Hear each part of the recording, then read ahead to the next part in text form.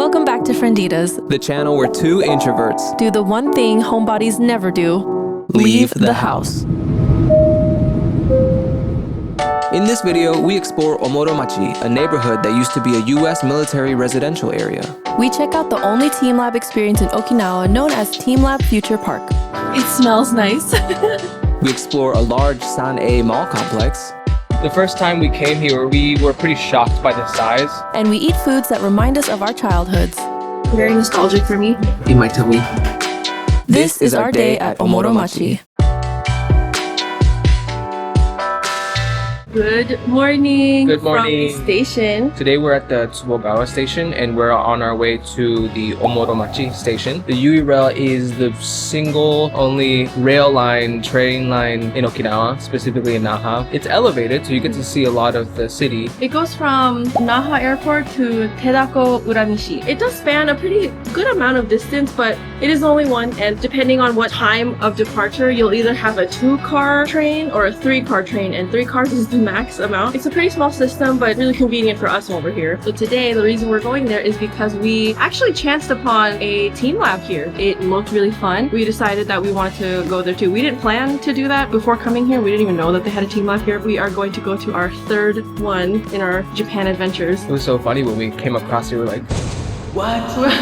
Yeah. What? We had no idea. This one is more affordable than the ones in Tokyo, but that probably means that it's going to be a little smaller. We'll let you know how much time we end up spending there. We're going to go find out and show you guys what we see and how we experience it. It is nestled in T-Galleria, which is right off of the Omoromachi stuff. Very excited to go check it out.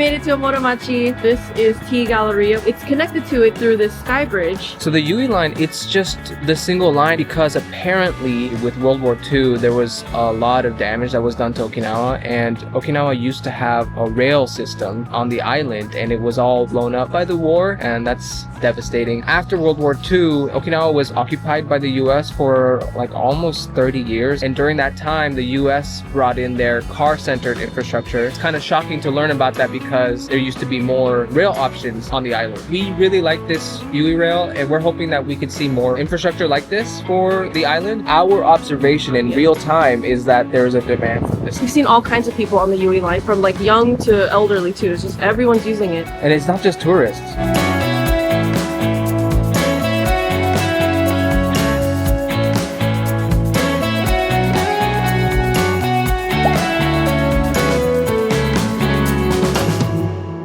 Locker. Oh, hey. Let's do this.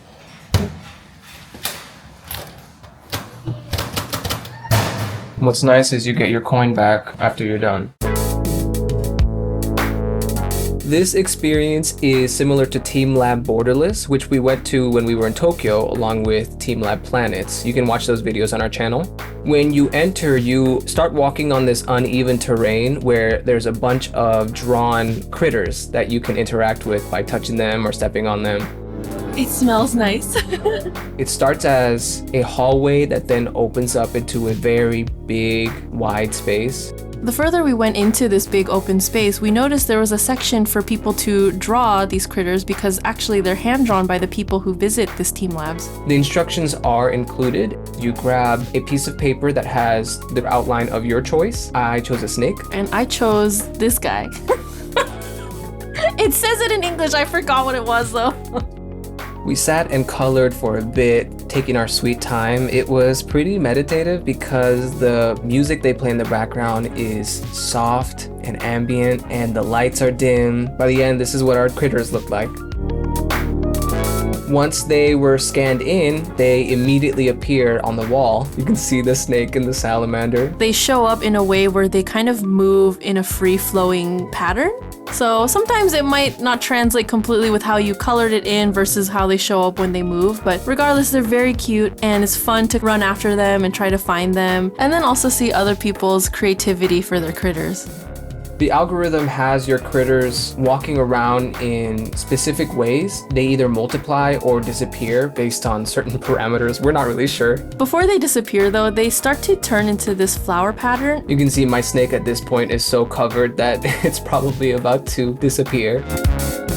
After we finished with the large central critter room, we decided to then check out the sphere corner. That's what we're calling it. We're not really sure what each room was called. This corner had a bunch of colorful spheres that you could interact with. They were on the ceiling and on the ground. They were mirrored walls so that it looked kind of endless. When you interacted with the spheres, they actually made sounds. It could sound very ambient and relaxing, or like a cacophony of noises.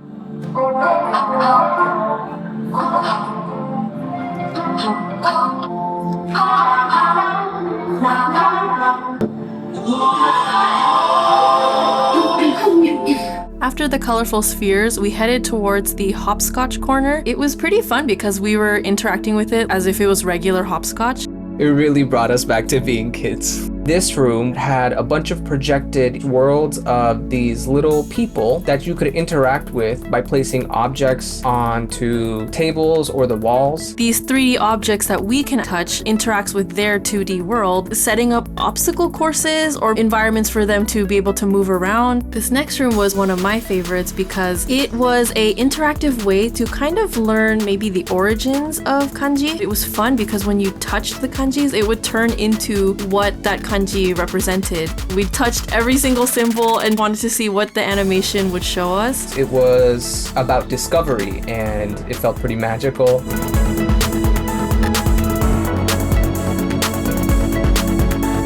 Another part of the experience was a huge aquarium. This one had sea critters for you to color in and upload. Some of the previous visitors drew t-galleria characters. It was very cute.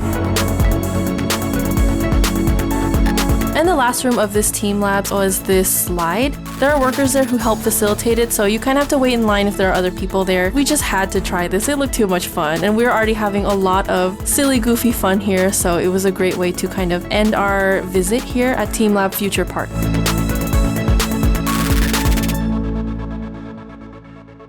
It looks like if you wanted to go a different way, you could just park here and then go straight to teamlab Future Park through here instead of through all the high-end shopping like we did.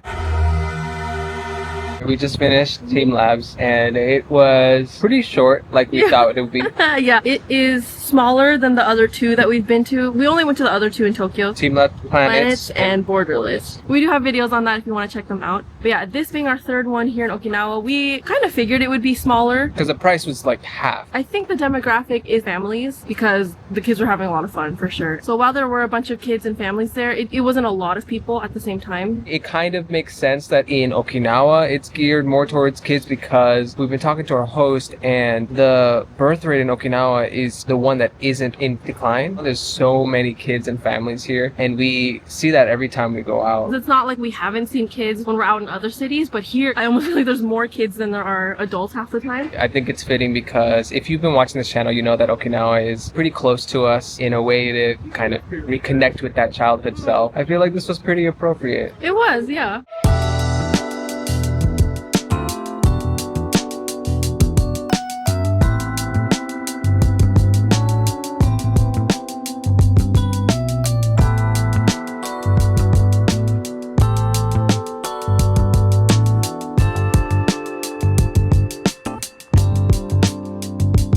We're currently in one of the malls in the omoromachi area. We're here to get a cremia before we go eat. Yeah, we're having a pre-dessert. Yeah, cremia is so good and it's hard to pass up no matter where it's at. Behind us is a row of restaurants, I'd say. They also have a whole supermarket here actually, and then a bunch of stores.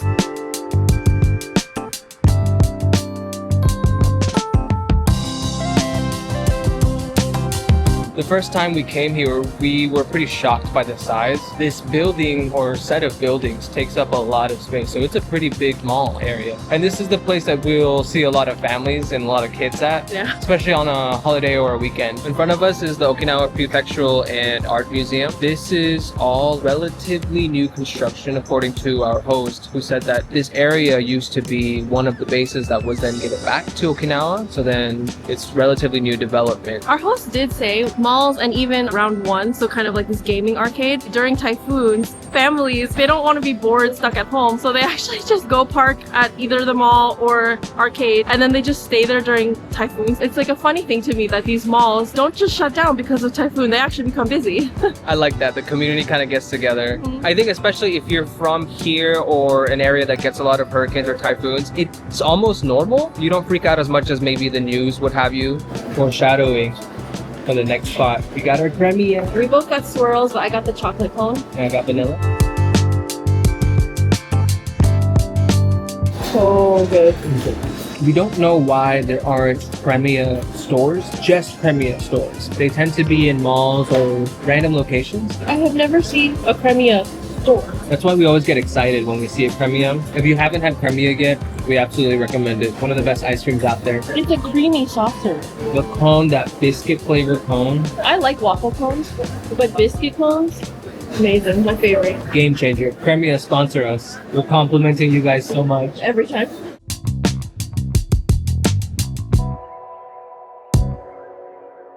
I'm super excited to be here. This is joyful. It is another Japanese eatery chain, and it is a nostalgic eat for me specifically because it was my very most favorite restaurant to eat at before as a kid. Am I saying it's the best restaurant in the world? No, absolutely not. Am I saying that it's a very comfort restaurant for me? It is. I'm really excited to eat here. I think it's been 17, 18 years since I've eaten here last, so I'm very excited to try it.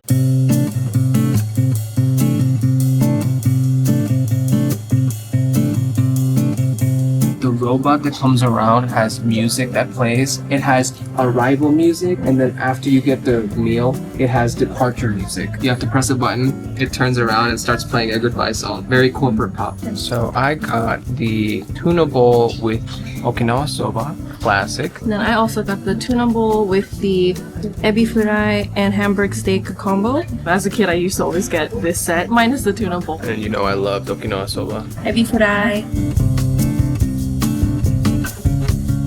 That's what it looks like on the inside. Nice and crunchy. There's like a sweetness to the shrimp, so it's very nice. Hamburg steak. I love Japanese hamburg steak. It's so juicy on the inside too. Ginger. I don't know why the ginger's red. It's pickled. Delicious. I really like the thick noodles and Okinawa soba. As you already know, I love Okinawa soba. And the broth is so warm and comforting. I'm gonna pour a bit of this soy sauce on top of the tuna rice.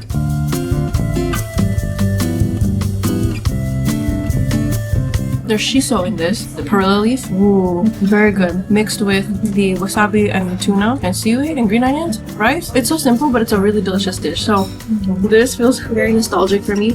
I'm very happy right now. Like you mentioned, the tuna here, maguro, is so fresh. This is delicious. I love that it's with the shiso leaf and some seaweed as well. All in all, I knew that when I saw this set, this was what I wanted to get. As a combination, you can't go wrong. I know I'm just gonna feel so good after eating all this in my tummy. Check it out, Omoromachi Station. We're back where we got off, overlooking a Lawson. Now that we're done eating, we're gonna get a little bit of dessert at a donut spot. But not just any donut spot. They also sell tofu. We're gonna get some donuts. I bet you were thinking they were gonna have Okinawa soba. You know us, we get dessert, let's go. Tofu and baked donut. What a combo. Ta-da! This is the banana donut. Here's our donut. So, we actually got it for free. And the reason for that is when we walked in, he was sold out completely of all the donuts and maybe even the tofu. We weren't there for tofu, we were there for donuts. Well, we didn't see the tofu either, so it's like the display case was completely empty. And there was one other guy who had just stepped in right before us and he came out with a bag. It's possible he got like the last actual donut, I guess. He had a little smile on his face. I was like, I wonder if he knew that he just took the last donut. Oh, you know what? Yeah, probably. We showed up an hour before closing. The guy was like, so sorry, but we're completely out. And we're like, oh. And then he kind of like went into another part of the store and grabbed a bag and was like, here, this is a banana. I was gonna throw this out because I think it might not have been the best batch or something. And so he was maybe holding it for like a little snack later, but he gave it to us. So kind. Yeah. I guess the world decided for us this is what we're gonna try. Next time we're here, hopefully hours before closing, we'll get again.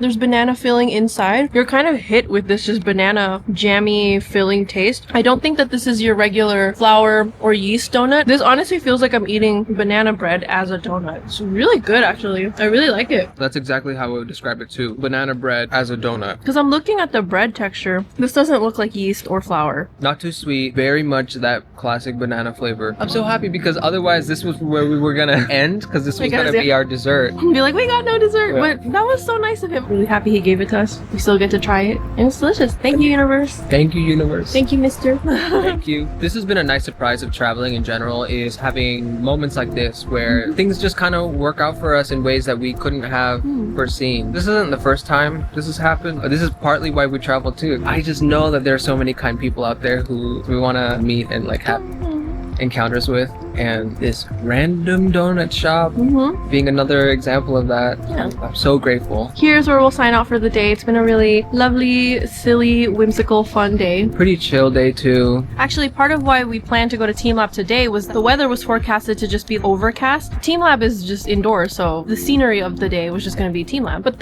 all of this weather is really nice. It feels like a really nice sunset ending to the day. We've been finding that with Okinawa, the weather may be forecasted for cloudy, but then it'll quickly change to sunny or even partly sunny. That's something that's been really nice about being here. It's very island weather where even if it says it's gonna rain, it's probably just for a little bit and then it clears up. Thank you for joining us today. Let us know if you'd be interested in going to teamlab Future Park in Okinawa. If you've been, and let us know how you enjoyed it. No, what kind of donuts are your favorite? Yeah, what kind of donuts do you like? What flavors would you look forward to eating? We appreciate everyone who's been commenting lately, and this traveling has been so much fun, having people be able to follow along and see what we've been up to and commenting too. It's something we really appreciate. So thank you for that. We'll see you in the next one for more silly fun times. Bye bye! Like and subscribe.